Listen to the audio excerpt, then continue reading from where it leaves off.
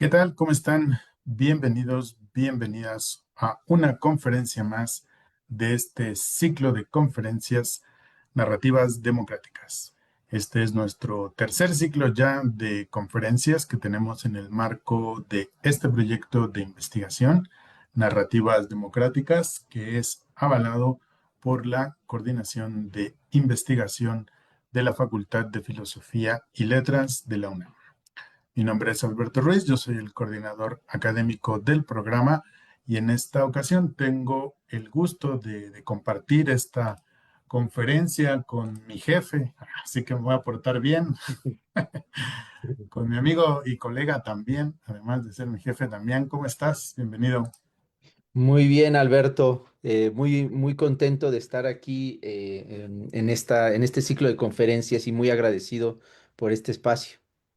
Al contrario, el agradecido soy yo por hacerte un tiempito para compartir algunas de tus ideas, de tus reflexiones sobre la filosofía, la ética, lo social en este espacio. Voy a leer una breve semblanza tuya y ya te regreso la palabra para que puedas dar inicio. Damián Bravo Zamora es doctor en filosofía por el Trinity College de Dublín, en Irlanda. Licenciado en filosofía y maestro en filosofía de la ciencia por la UNAM. Realizó una estancia postdoctoral en la UAM Coajimalpa y actualmente es profesor en la Facultad de Filosofía y Letras de la UNAM y en la Universidad Intercontinental. Desde enero de 2025 es coordinador del Departamento de Filosofía del Sistema de Universidad Abierta y Educación a Distancia de la Facultad de Filosofía y Letras de la UNAM, además de ser autor de diversos artículos académicos y de divulgación publicados en revistas arbitradas nacionales e internacionales. Pues muchas gracias por acompañarnos, Damián, y te cedo la palabra. Bueno, pues muchísimas gracias, querido Alberto. Bueno, pues este es un espacio que me gustaría utilizar para compartir una serie de inquietudes que tengo en torno a la ética. Y de alguna manera, para mí, la ética ha sido digamos, una disciplina o un área de la filosofía con la que toda mi vida he estado relacionado, pero, por ejemplo, no fue el área en el que yo realicé mi tesis doctoral ni mis primeras publicaciones. Así que cuando decidí hace, pues quizá ya unos 10 años, acercarme a la ética, realmente me sentía como un estudiante nuevamente de filosofía y me empecé a adentrar en la ética a través de sus autores, temas y problemas clásicos. Pues comencé un proceso en el cual realmente quería entender de qué se trataba la ética, o sea, qué es eso que llamamos ética. Para adaptar el título de un cuento muy famoso que se llama ¿De qué hablamos cuando hablamos de amor?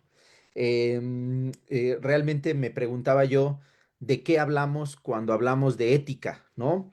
Y muy particularmente, ¿qué tenía que ver la ética con los sistemas normativos que de hecho adoptamos y que podríamos, digamos, de manera preliminar llamar moral o en otras lenguas se llama simplemente ética, ¿no? Los sistemas normativos, las normas, las costumbres, diría Kant, las maneras, incluso por ahí lo llegan a traducir, ¿no? Entonces me interesaba, por un lado, saber qué es eso que llamamos ética, qué tiene que ver la filosofía con eso y cómo se relaciona la filosofía con los sistemas normativos que de hecho adoptamos. Entonces, lo que me gustaría presentar el día de hoy es básicamente una especie de diagrama que he creado, es muy simple, es un diagrama que he creado y que me ha permitido a mí entender lo que es la ética, tanto en su vertiente filosófica como en sus vertientes que no necesariamente son filosóficas, sino que digamos, existen de hecho en las sociedades. em, Al mismo tiempo, de alguna forma, entender distintas maneras de hacer filosofía ya dentro de la filosofía en torno a los sistemas normativos. Entonces, bueno, me gustaría presentar el día de hoy esto que llamo el triángulo de la ética y me gustaría relacionarlo específicamente con cómo podríamos utilizar este triángulo para enseñar ética. Nosotros que nos dedicamos a la docencia, pues podría ser algo útil y realmente este diagrama fue pensado para eso. Yo lo comencé a utilizar en mis clases, digamos, de diagramas que uno hace en el pizarrón, ¿no? Y de repente me di cuenta de que se estaba repitiendo pues este esquema tripartita que yo ponía y pues lo convertí en un triángulo y después empecé a reflexionar acerca de cómo podríamos, digamos, manipular, vamos a decirlo así, ese triángulo para hacer esta serie de temas más accesibles a nuestros estudiantes. Entonces, bueno, esa es la motivación principal y pues sin mayor preámbulo voy a compartir pantalla. Voy a compartir mi pantalla les voy a presentar entonces este diagrama que he diseñado. Bueno, dos cosas. Digamos, si bien yo hice los los primeros dibujitos, el resultado final es el resultado de una diseñadora gráfica, una amiga mía muy querida que se llama em, Mónica Alejandra Rodríguez Sosa. Y de ahí me paso a la segunda cosa que quería decir, que es que estos diagramas ya están publicados y, están publicados en la revista Intersticios, en el último volumen de esa revista.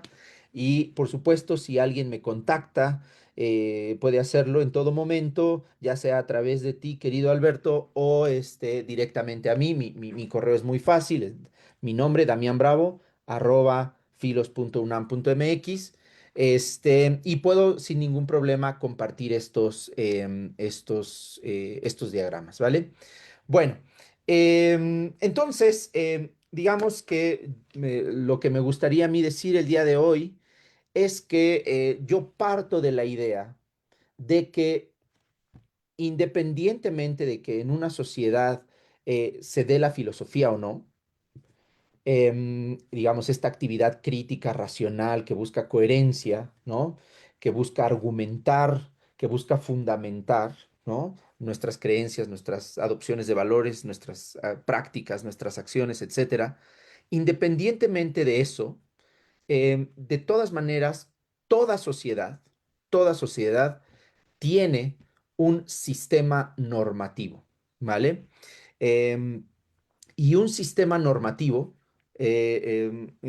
lo que yo propongo, por supuesto, esto está abierto a la discusión, un sistema normativo que consiste de tres elementos básicos. Por supuesto, podría haber más, podrían ser menos, pero a mí me pareció que había estos tres polos, tres elementos em, que son indispensables y que son irreductibles el uno al otro, pero al mismo tiempo son em, correlativos, es decir, uno nos refiere conceptualmente al otro, ¿no? Y estos sistemas normativos entonces consistirían de estos tres polos, ¿no?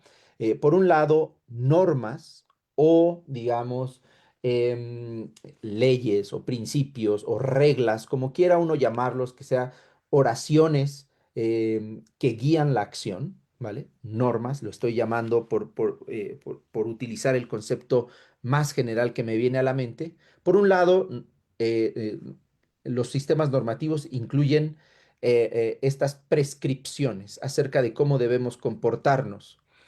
Por otro lado, tenemos ciertos valores que corresponden con esas normas, se corresponden con ellas. Por eso tenemos aquí estas flechas que son bidireccionales. Justamente esto es muy importante al nivel pedagógico, que estas flechas en un primer momento sean bidireccionales, ¿no?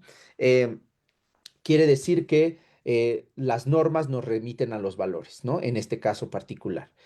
Vamos a poner dos ejemplos muy claros, ¿vale? Emanados de un mismo código normativo, de un sistema normativo. Por ejemplo, los 10 mandamientos, ¿no? los 10 mandamientos del pueblo hebreo entregados a Moisés, ¿no? De acuerdo con el libro del Génesis. Digamos que incluyen 10 mandamientos, ¿no? 10 normas, serían un caso paradigmático de normas. Y vamos a pensar en dos o tres de estas normas. No matar, no robar, no mentir, ¿no? No levantar falsos testimonios. Bueno, una de las cosas, de las ideas que fundamentan y que motivan mi proyecto es decir que esas normas están ahí precisamente porque en esa sociedad se valora algo.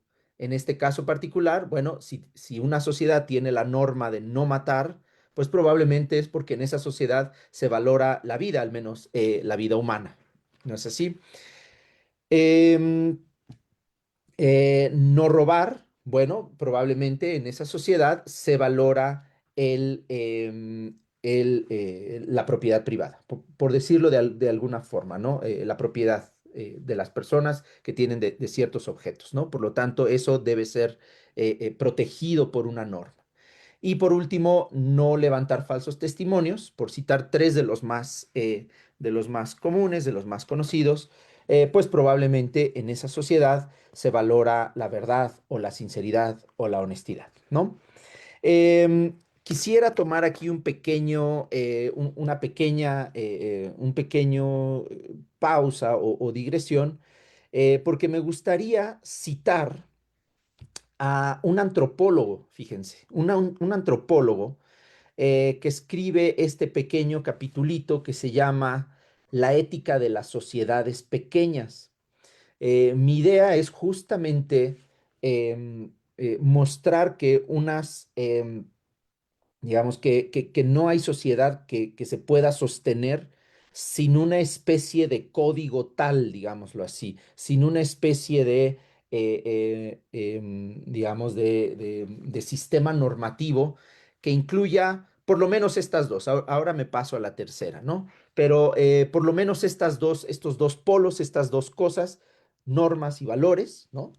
Y me gustaría justamente citar una parte de este articulito. Recuerdo, se llama La ética de las sociedades pequeñas. El antropólogo se llama George Silberbauer. Y el texto aparece en una muy famosa compendio de ética de Peter Singer, ¿vale? Aquí estoy citando directamente la traducción al español. Eh, Creo que es Alianza Editorial, pero puedo estar equivocado en esto. Bueno, quiero citar este pequeño párrafo, el último párrafo de esta página 46, y vean cómo dice lo siguiente, Silberbauer, bueno, dice, el hecho de que una sociedad tenga un sistema ético puede reconocerse por su posición de un constructo mental de valores que se expresan como principios a invocar e interpretar para orientar la conducta social, es decir, la que tiene significación y relevancia para los demás, y para juzgarla en grados de buena o mala. De acuerdo con este criterio, todas las sociedades conocidas tienen sistemas éticos. Aquí quisiera decir que este señor pues hace investigación, hizo investigación, él ya está muerto, hizo investigación en sociedades de Zimbabue, por ejemplo, de estas sociedades pequeñas, justamente. Por ahí hay una definición de sociedades pequeñas, me parece que tiene que ver con que sus integrantes se cuenten por miles, ¿no? Y no decenas de miles. Más o menos por ahí va la definición, pero son sociedades realmente pequeñas. Entonces, de acuerdo con este criterio, todas las sociedades conocidas tienen sistemas éticos. No es necesariamente que siempre,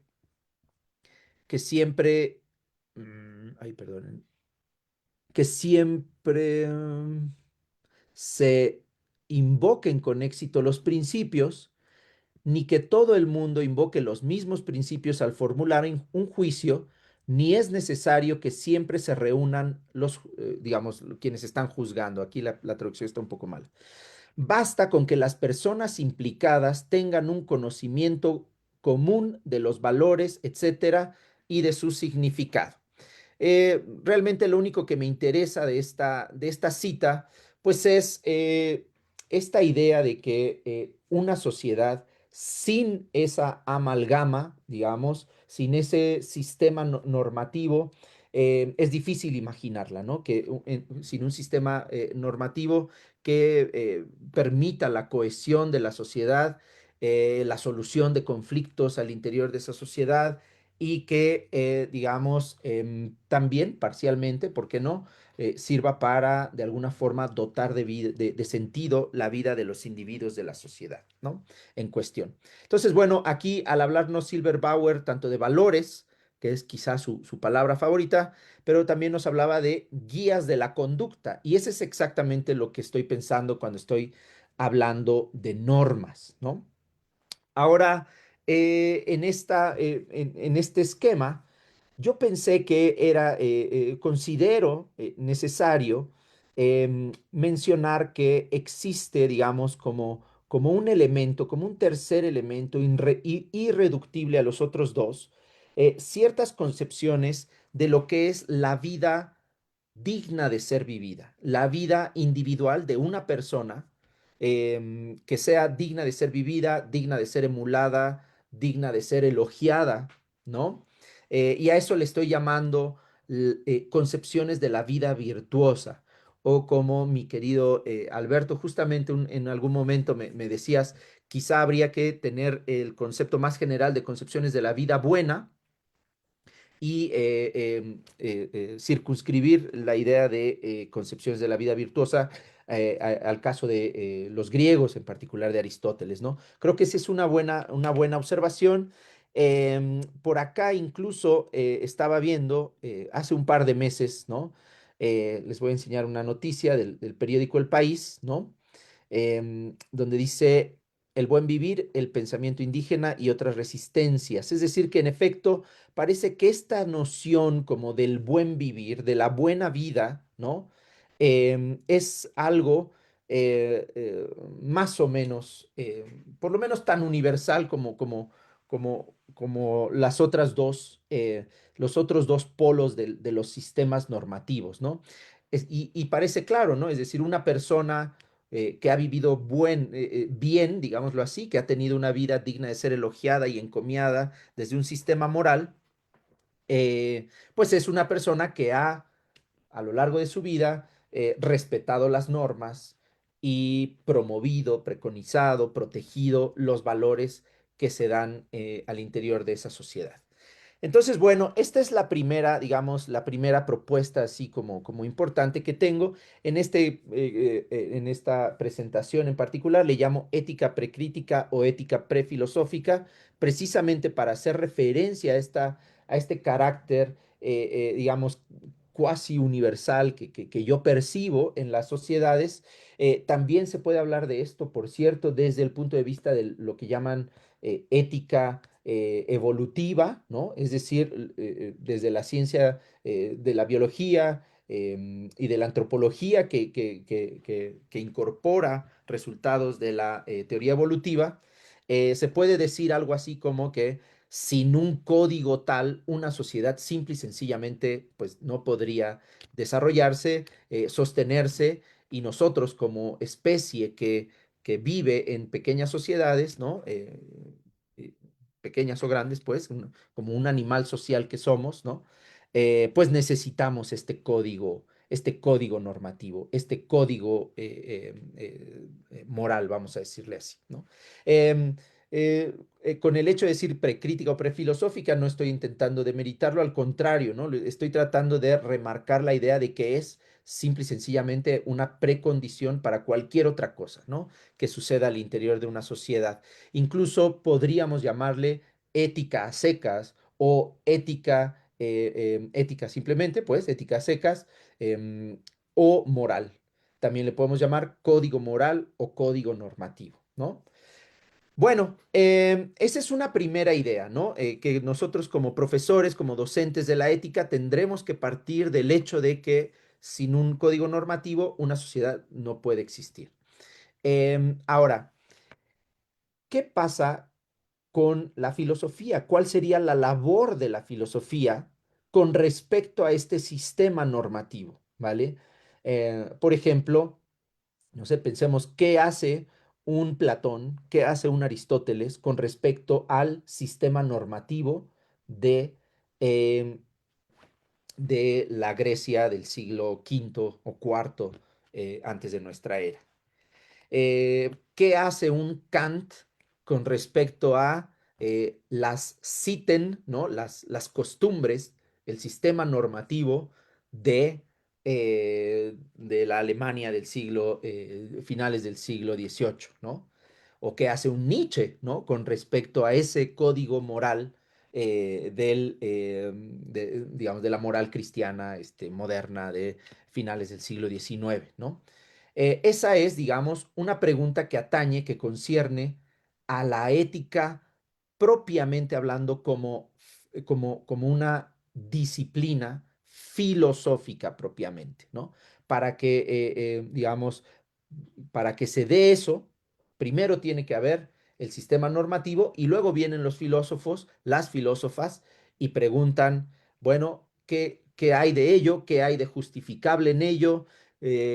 ¿Cuáles de estos polos, de estos elementos son más importantes? ¿Cuál sería la norma importante que hay que seguir? ¿Cuál sería el valor importante que hay que seguir? ¿Cuál sería la concepción de vida buena o vida virtuosa que hay que seguir? Y creo que justamente si uno eh, eh, eh, observa con detenimiento, lee con cuidado y a profundidad a los grandes autores de la filosofía, a los clásicos de la ética, digámoslo así, vamos a encontrar, y esta es mi propuesta, que por un lado, justamente podemos entenderlos como sistematizando este diagrama o lo que puede verse de este diagrama. Y de alguna manera como axiomatizándolo. Es decir, que los filósofos nos pueden decir, mira, por ejemplo, las normas son la parte más importante de la ética. Y a partir de ciertas normas se pueden deducir o inferir cuáles son los valores importantes de esa sociedad o cuáles son las concepciones virtuosas de esa sociedad. Y correlativamente también pueden algunos filósofos decir, bueno, no son las normas, lo más importante son los valores, ¿no? O lo más importante son la vida virtuosa, es la vida virtuosa, ¿no? Y de ahí debemos derivar lo demás. Creo que mediante este esquema que les voy a compartir ahorita, se puede entender por lo menos grandes figuras de la ética. Por supuesto, no estoy tratando aquí de eliminar las diferencias ni de, digamos, de meter toda la ética aquí, sino es una especie de ayuda o está pensado como tal, como una especie de ayuda en el entendimiento de estos autores. Justamente podemos pensar, ¿no? Que hay algunos autores que ponen como en la cúspide del sistema ético, como axioma ético, una especie de concepción del valor o de algo parecido al valor, ¿no? Estoy pensando en dos ejemplos muy particulares, o quizá tres. Por un lado, el utilitarismo, que es una tradición muy importante, quizás un poco menos de moda en nuestros días que quizás hace unos 50 años, ¿no? O antes, ¿no? Pero desde luego creo que sigue existiendo por lo menos huellas importantes del utilitarismo en la filosofía contemporánea y podemos ver que ellos tienen una noción de valor que es fundamental para ellos, ¿no? Y que sería la utilidad, justamente. La utilidad que cuando se les pregunta, incluyendo a Bentham o a Mill, ¿qué quiere decir la utilidad? Pues van a decir algo así como, bueno, pues como placer, como bienestar, ¿no? Como felicidad, ¿no? Em, y a partir de ese valor, nos dicen muy particularmente qué normas debemos seguir. Entonces, por ejemplo, lo vemos muy claramente en el famoso principio de la maximización de la utilidad en en el utilitarismo, ¿no? Entonces, ¿cuáles son las acciones buenas? Aquellas que tiendan, de acuerdo con un lo que llaman el cálculo hedónico, ¿no? Un cálculo de placeres ahí muy medio complejo, ¿no? ¿Cuáles son las acciones buenas? Pues aquellas que tienden a maximizar la utilidad. Por lo tanto, la noción de utilidad es como la fundamental de su ética y de esa noción fundamental se deriva, por ejemplo, las normas. Y creo que esto ya quedaría como para para el trabajo, ¿no? Podría argumentarse algo similar con respecto a cuál es una vida moralmente elogiable, encomiable, digna de ser emulada, pues aquella que se ha dedicado a pues a promover la utilidad, a generar utilidad de alguna forma, ¿no? Eso pensando en el utilitarismo. Pero no solamente el utilitarismo, podemos pensar que la axiología, ¿no? Precisamente, pues nos dice lo fundamental son los valores, ¿no? Eh, eh, la axiología no nada más habla de valores éticos, pero podemos pensar en una axiología propiamente ética y que desde luego está poniendo como punto de partida axiomático, vamos a decirlo así, la noción de ciertos valores. Y por último, aparte del utilitarismo y la axiología, justamente este diagrama en particular, como se puede ver por ahí todavía, en la parte superior derecha, fue diseñada pensando en Platón, ¿no? En particular en lo que dice acerca de la idea del bien, pues en los libros centrales de la República, ¿no? Del bien, digamos que se deriva absolutamente todo y en el caso de Platón, pues no nada más éticamente, sino ontológicamente, ¿no? Digamos, el bien está más allá del ser, llega a decir Platón en el libro 6 de la República, hacia el final, ¿no? En la famosa alegoría del sol y su interlocutor se queda, bueno, el interlocutor ficcional de Sócrates se queda así como, vaya, qué cosa tan, qué elevación tan demoníaca acabas de tener, querido Sócrates. Y dice Sócrates, bueno, pero fue tu culpa porque tú me preguntaste qué es el bien, ¿no? Bueno, entonces, básicamente estoy pensando en este tipo de proceder, ¿no? Poner en la cúspide de la filosofía, de la ética, uno de los polos, ¿no? Voy a pasar ahora a otro, que es Aristóteles, justo el alumno de Platón, que creo yo que en su filosofía hay una preponderancia, ¿no? De lo que él llama el hombre virtuoso, ¿no? Spudaios. No tenemos mucho tiempo para ir al detalle en este momento, pero hay varios pasajes que indican que incluso en aquellos momentos donde las reglas no estén muy claras, las normas no estén muy claras, hay algo que sí está claro y es la vida del hombre virtuoso. De alguna forma, el hombre virtuoso es la medida de todas las cosas virtuosas, para adaptar la frase de Protágoras, ¿no? De cómo se comporta el hombre virtuoso, de alguna forma, derivamos el cómo hay que vivir, digámoslo así, las normas que hemos de seguir y lo que realmente tiene valor. Hay que preguntarle al hombre virtuoso y no solo preguntarle teóricamente, sino que ver cómo vive el hombre virtuoso.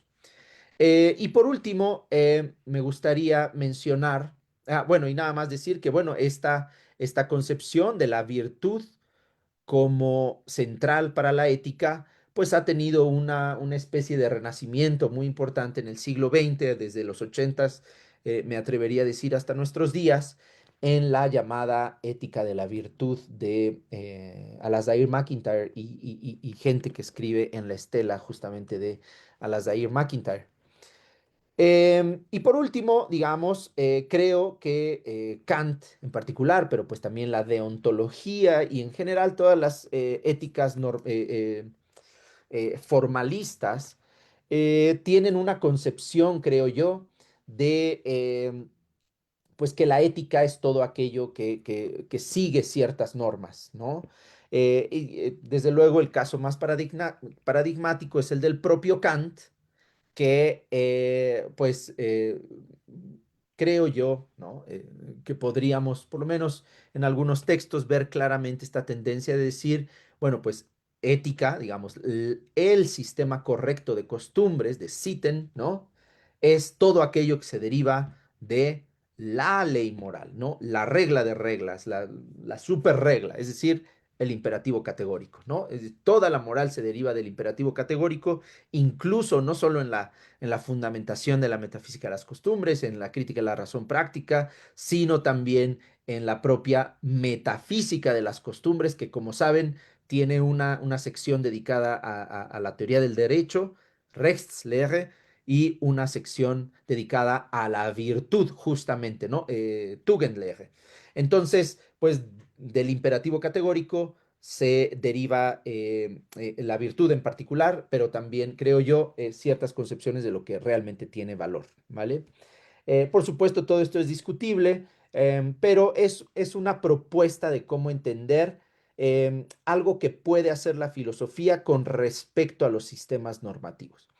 Y me gustaría terminar esta pequeña charla mencionando que más allá de esta labor que a veces puede tener la filosofía, que es la de axiomatizar o sistematizar un sistema normativo, darle coherencia, eh, identificar las partes fundamentales de este discurso moral, ¿vale? Creo que otra tarea que puede hacer la filosofía, es una tarea muy radical, ¿vale? Es justamente la de poner en cuestión el sistema normativo. Y en términos de estos diagramas, yo lo represento como diciendo, la filosofía puede completamente salirse del triángulo de la ética, digámoslo así. Puede, o por lo menos plantear la posibilidad de si es posible salirse del triángulo, salirse del sistema normativo y ponerlo radicalmente en cuestión, ya sea porque se pretende fundamentar la ética desde un punto de vista éticamente neutral, que ese sería pues como un ideal moderno, digámoslo así, ¿no? Ilustrado, ¿no? De derivar, digámoslo así, la ética de algo que no es ético, quizá de la metafísica, quizá de la epistemología, quizá de, no sé, ¿vale? Pero, digamos, preguntar si existen razones, vamos a ponerlo así, para ser morales, razones para adoptar los valores fundamentales de un sistema normativo. Entonces, lo que está dentro del triangulito le llamo ética sustantiva o ética normativa porque asume ciertos valores o ciertas normas, así como Platón asume que el bien es el bien, digámoslo así, o Aristóteles que el hombre virtuoso es virtuoso, tiene una vida digna de ser elogiada y emulada, y el propio Kant asume que hay que seguir el imperativo categórico, ¿no? Pero también podemos decir, bueno, ¿y por qué hay que seguir el imperativo categórico? ¿Y por qué habría que admirar la vida de lo que llaman los griegos el hombre virtuoso? ¿Y por qué habría que, digamos, seguir o obedecer cualquier cosa que nos dicte nuestra percepción de la idea del bien platónica, ¿no? Entonces, esta pregunta, digámoslo así, o esta pretensión de la filosofía por poner radicalmente en cuestión un sistema normativo dado, creo yo que es algo que puede hacer la filosofía y es ahí em, donde yo ubico, por ejemplo, el escepticismo moral. Justamente la pregunta de, oye, ¿no será engañoso en algún momento, en algún sentido, el sistema moral? Esa sospecha es lo que yo llamo el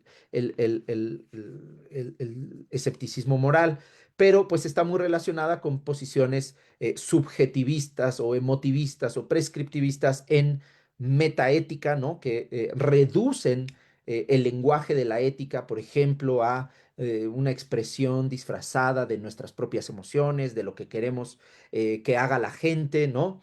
Entonces, creo yo que, por ejemplo, el escepticismo moral, la metaética, la crítica radical que lleva a cabo Nietzsche o que se desprende del Freud tardío con respecto a la civilización, puede pensarse como pues viendo a la ética desde una perspectiva totalmente radical, digamos, y con cierta distancia crítica, más que en cualquiera de los otros tres ejemplos, sino más bien no desde la ética normativa o sustantiva, sino más bien desde afuera, preguntando cuáles serán los fundamentos de ese discurso moral o si hay elementos de ese discurso moral que tendrían que ser eliminados, quizá porque son demasiado represivos, porque son engañosos, etcétera. Entonces, eso para mí es, por lo menos, intentar situarse fuera de la ética. Bueno, de la ética, digamos, precrítica o ética a secas, ¿no?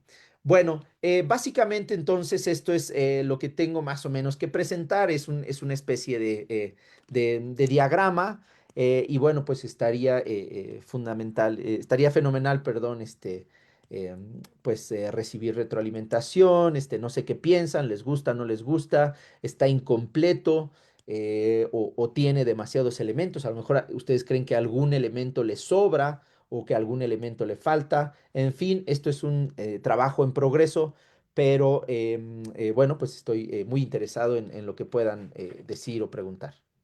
Dejo de compartir entonces.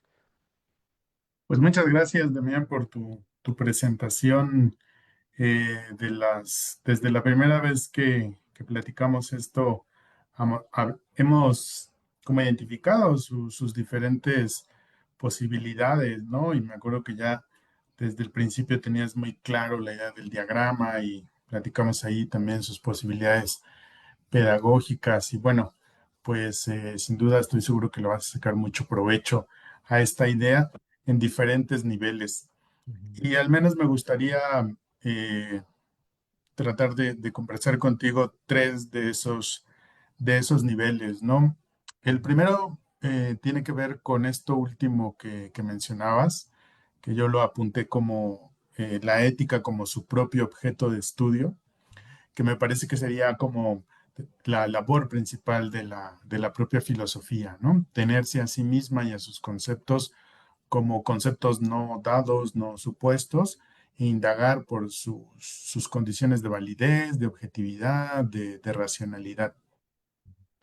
Y en este sentido, me parece que pensando en las posibilidades pedagógicas y de difusión, pues podría ser como siempre un primer ejercicio introductorio o podría ser un ejercicio que finaliza un curso, ¿no? Después de presentar diferentes concepciones de la ética, que la persona pueda hacer su propia reflexión crítica sobre esas concepciones y ver si de alguna manera puede encontrar una orientación por sí sola, ¿no? Me parece que esta es una de las potencialidades de este trabajo que nos presentas. ujú. Sí, de hecho, una cosa una actividad que se me ha ocurrido, justamente en este sentido de, pues, saber que alguien lo complemente, ¿no? O que lo piense, ¿no? Que lo manipule, de hecho, ¿no?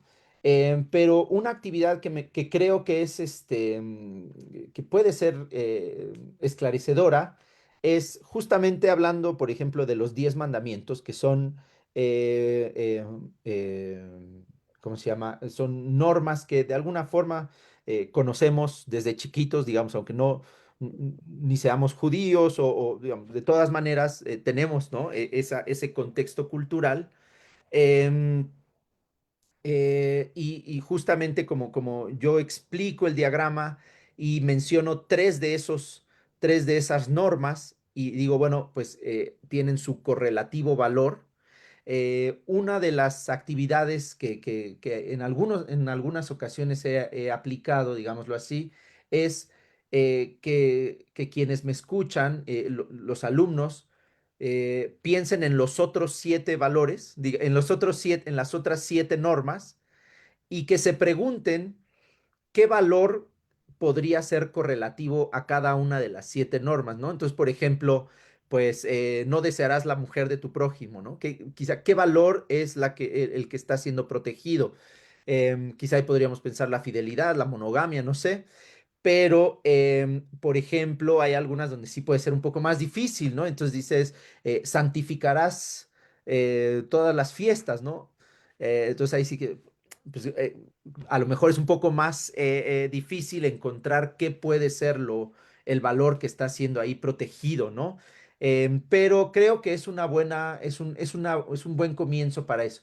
Y de la misma forma, pues quizá buscar otras fuentes normativas donde podríamos hacer lo mismo, ¿no? Por ejemplo, estoy pensando muy en particular, ya más bien en el cristianismo, ¿no?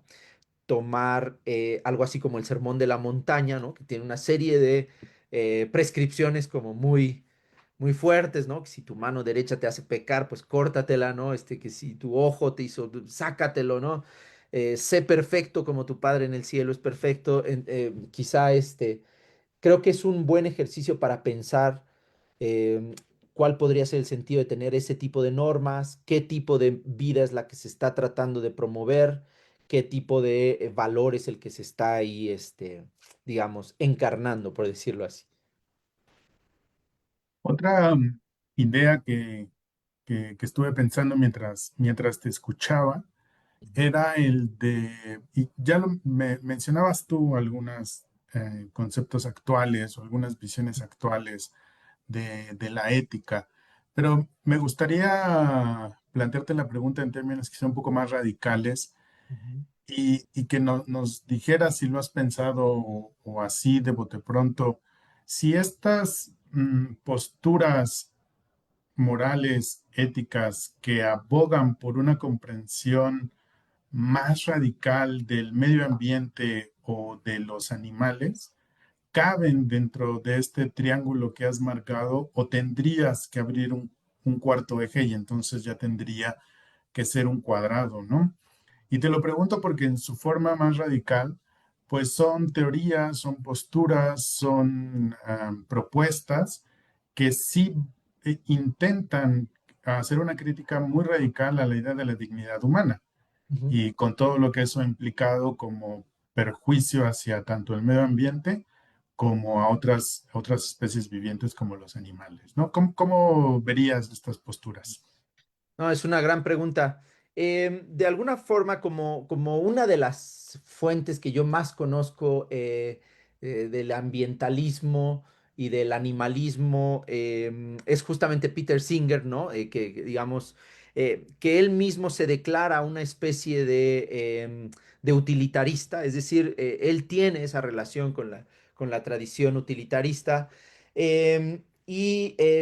Justamente porque en su caso particular hay un libro muy bonito que no está traducido, que hasta donde sé no está traducido al español, pero me gusta mucho una imagen que él tiene. El libro se llama The Expanding Circle, ¿no? El círculo expansivo.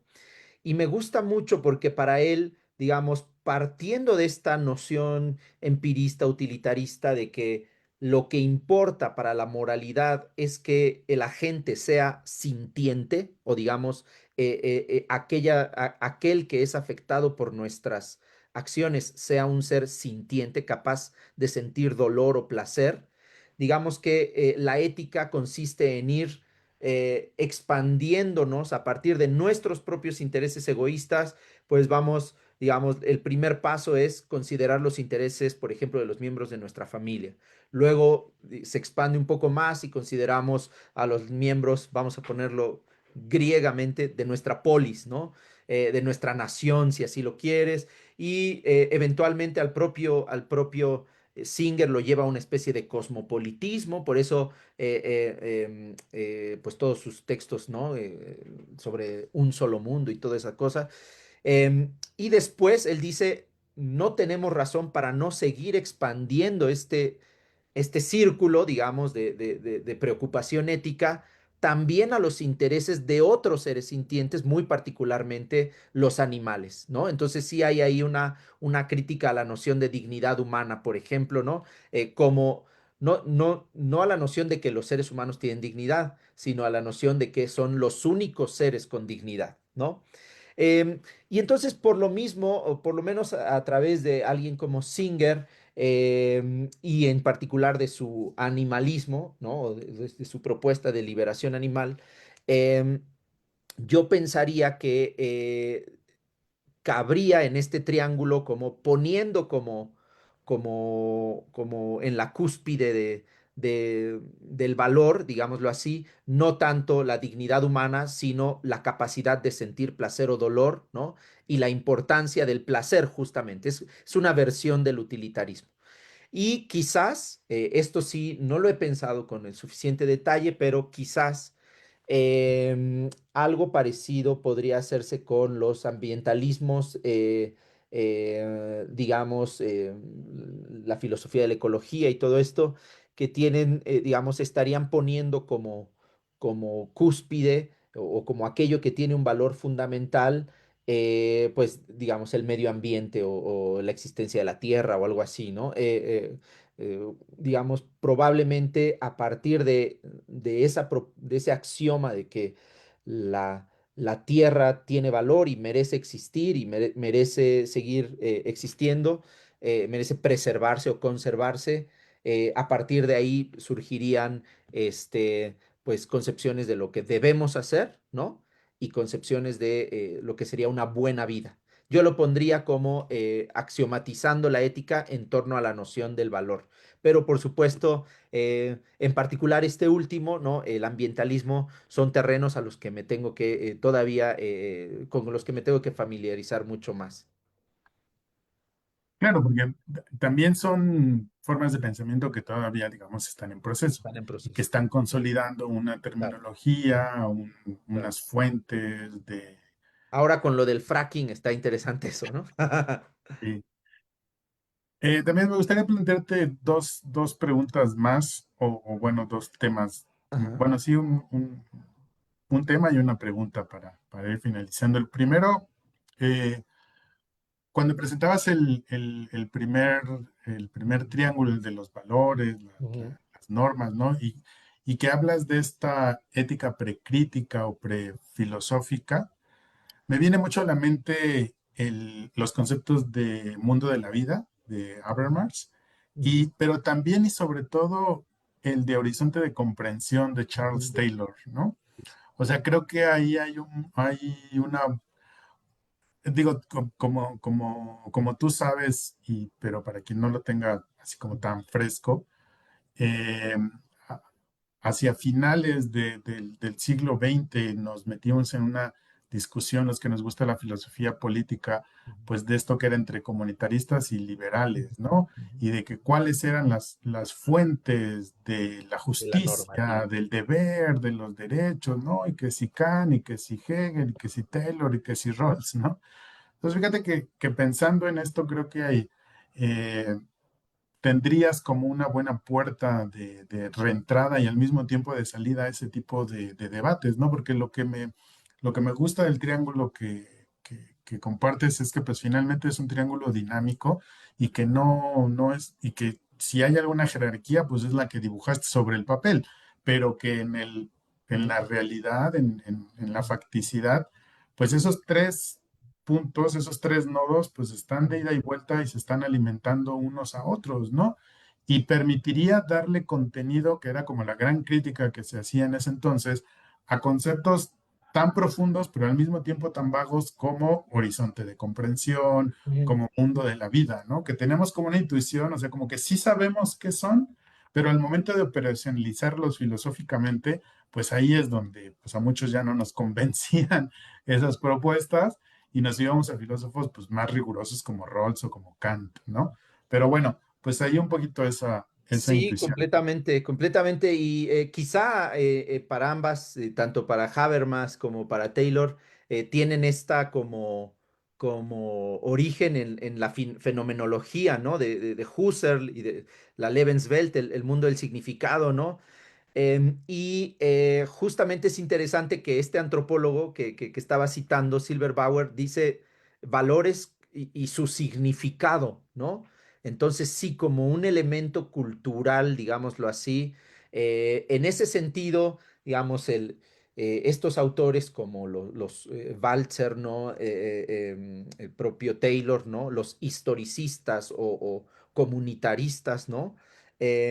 Digamos, ellos tienen razón en algo, ¿no? Y a saber que no estamos descarnados, digamos, la valoración se da en un pueblo, en unas circunstancias, en un contexto particular, ¿no? Entonces sí, completamente creo que a lo mejor podría este triangulito hacernos comprender mejor cómo funciona. O sea, lo que sería ideal para mí es de verdad agarrar una cultura, no sé, como los mexicas, los mayas, la propia Grecia homérica, por ejemplo, y basándonos en sus textos fundamentales o en investigación antropológica, de verdad ver cómo existen estas tres cosas, ¿no? Estaría padrísimo. A mí me gustaría hacerlo. Ujú. Claro, hay que convencer a la CECIT que nos haga un proyecto Ahí está, justamente. de ciencia básica. Bueno, Exactamente. y para finalizar, la última pregunta que te quiero plantear también. Entonces, ¿de qué hablamos cuando hablamos de ética? Muchas gracias. Yo creo que en primer lugar, del sistema normativo de una sociedad. Creo que es necesario como tomar en cuenta que la moral está en todos la ética, la moral está, yo utilizo estos términos como intercambiables precisamente porque me parece importante notar que la normatividad está siempre en nuestra vida diaria, ¿no? Entonces, aunque usemos palabras coloquiales, ¿no? Oye, qué gacho eres, qué mala onda eres, ¿no? Son juicios morales, ¿no? Entonces, estamos hablando de eso, ¿no? De los sistemas normativos. En primer lugar, de lo que hablamos cuando hablamos de ética es de los sistemas normativos que de hecho seguimos. Y en segundo lugar, de algunas preguntas filosóficas en torno a esos sistemas normativos. Así sería más o menos. Excelente, estaba aquí apuntando tu respuesta para que luego ver que no te retractes. Ahí está, Bueno, vale. Ya pues muchas está gracias, transmitido. estimado Damián, por Mm. tu tiempo y por aportarnos estas reflexiones bien interesantes. Perfecto, no, al contrario, muchísimas gracias por el espacio y pues estoy disponible para cualquier tipo de pregunta, comentario, etcétera, recomendaciones, etcétera, o proyectos del CCT. Efectivamente. Y Vale, bueno, pues muchas gracias a ustedes que nos acompañaron en esta conferencia de nuestro tercer ciclo virtual de conferencias narrativas democráticas del proyecto de investigación Narrativas Democráticas, avalado por la Coordinación de Investigación de la Facultad de Filosofía y Letras de la UNAM. Mi nombre es Alberto Ruiz, soy el coordinador académico del proyecto y los espero la siguiente semana para una conferencia más. Hasta entonces. hasta luego.